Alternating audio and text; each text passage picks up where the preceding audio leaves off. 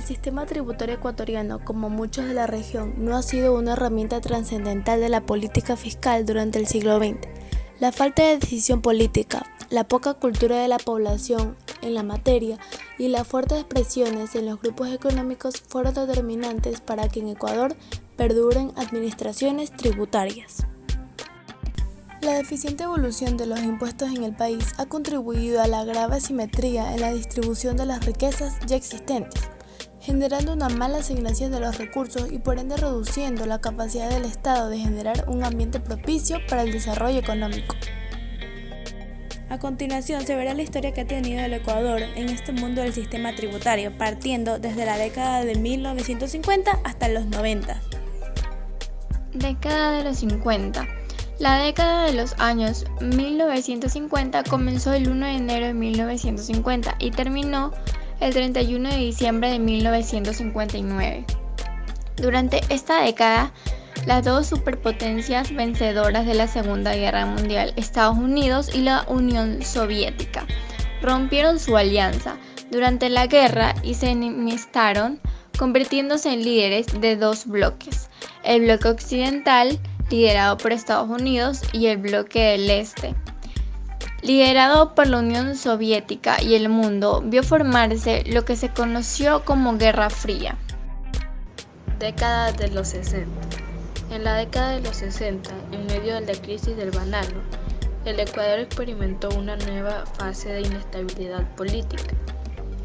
Se produjo la sucesión de varios gobiernos constitucionales hasta que la Junta Militar se instaló en el poder.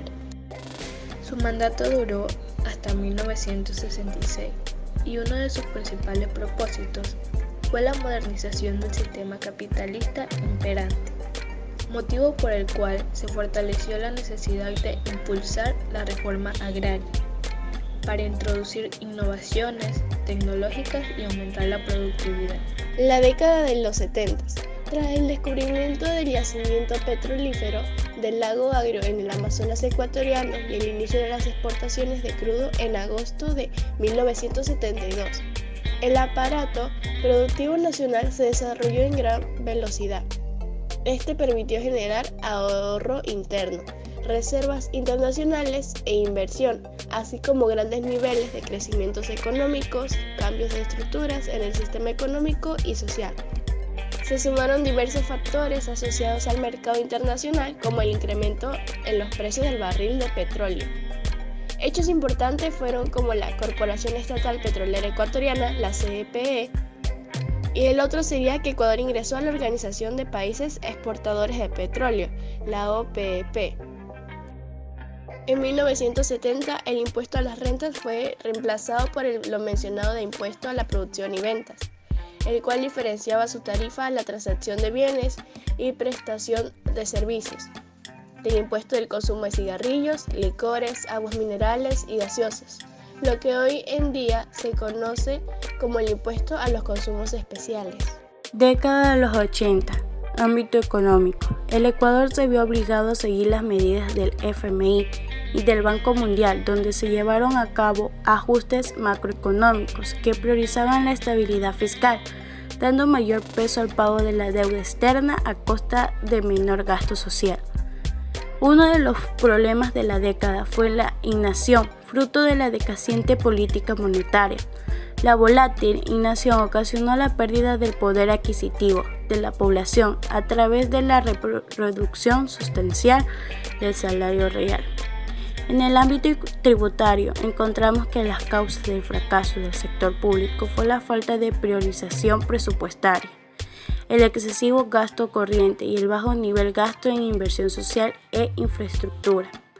Los años 80 se caracterizaron por seguir con el mismo vicio de los años 70, de incrementos en el gasto y aumento del número de funcionarios públicos, pero con la diferencia de que en los años 80 el financiamiento fue escaso. La mayor parte de los años 80 se mantuvo la estructura impositiva de la década anterior, con algunos cambios pequeños hasta la gran reforma de 1989.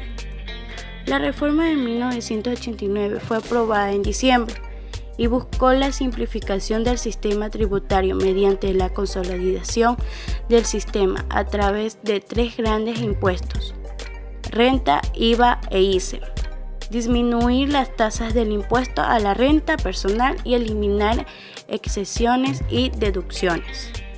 La reforma fue dividida en 2 partes: la reforma administrativa y la reforma de la estructura tributaria. La reforma administrativa fue aprobada a finales de 1988 e incluyó la simplificación de los formularios para las declaraciones, la eliminación de todos los impuestos menores e el incremento de las sanciones y de las multas. 1990. El sistema bancario pasó por un proceso de profunda transformación durante estos años, por los efectos de las reformas a la Ley del Mercado de Valores y a la Ley General de Instituciones Financieras, que buscaban darle mayor autogestión al sistema. A inicios de 1995, la economía ecuatoriana sufrió las consecuencias de un shock extremo de importantes consecuencias sobre las expectativas de los agentes, como fue el conflicto bélico con Perú, que produjo una salida de dinero del sistema bancario y una mayor demanda de dólares por parte del público. Se produjo una brecha de liquidez originada por la necesidad de cubrir el retiro de depósitos. Gran parte de los activos de los bancos estaban construidos por los créditos a medio plazo, de 90 días, a tasas nominadas de alrededor del 40%. En estos días críticos, los bancos llegaron a fondearse en el mercado interbancario a tasas de encima del 100%.